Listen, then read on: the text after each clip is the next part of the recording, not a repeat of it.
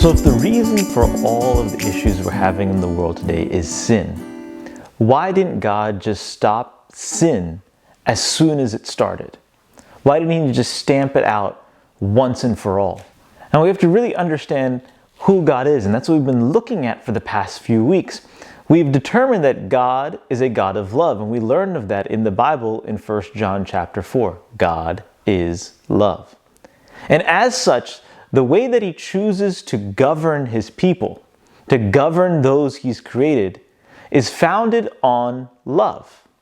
That's why we've talked so much regarding the power of choice, the freedom to choose that all created beings have. And God has to allow for this because that is the only way love can be exhibited. And so when we look at the angels, for example, and we see in the Bible of angels and beings who are surrounding God's throne day and night there singing, "Holy, holy, holy is the Lord God Almighty," we understand that that is actually a choice. They are not robots. They get to choose what they want to do. And that's how God will choose to govern. So now when we go all the way back in time and we find out about this being called Lucifer, who has chosen, as Isaiah has said in Isaiah chapter 14, who lifted up his heart. And he wanted to be like God, set his throne above God, and actually be God. As selfishness has taken a root in his heart, sin begins to form.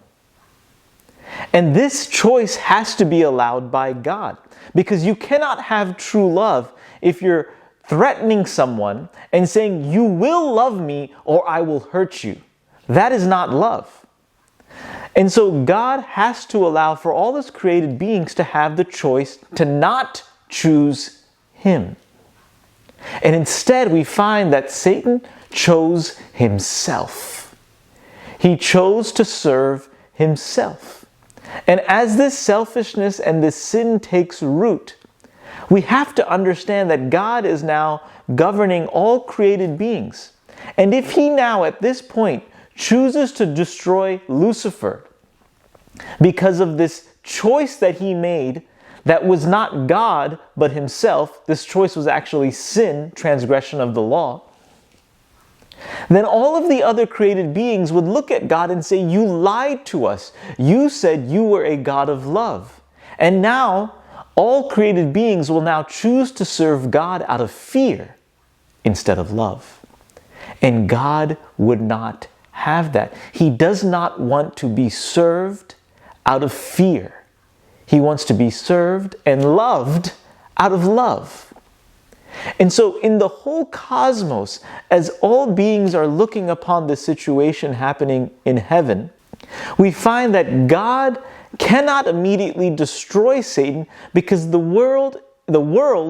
beings do not fully understand what sin can do and sin will do.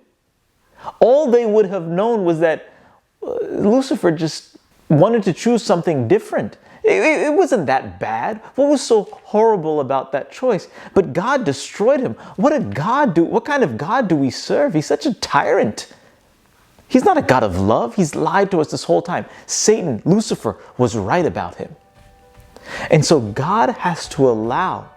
God did not ordain sin, but God had to allow for the choice of beings not to choose Him, and allow them to see what the consequences were going to be, so that when He does mete out the judgment, all beings will understand as to why He had to eradicate sin once and for all.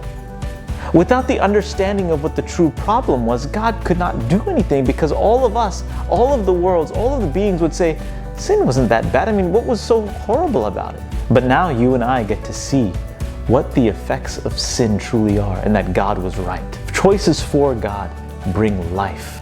Choices for Satan bring death and destruction. What will you choose? Choose life. Choose God.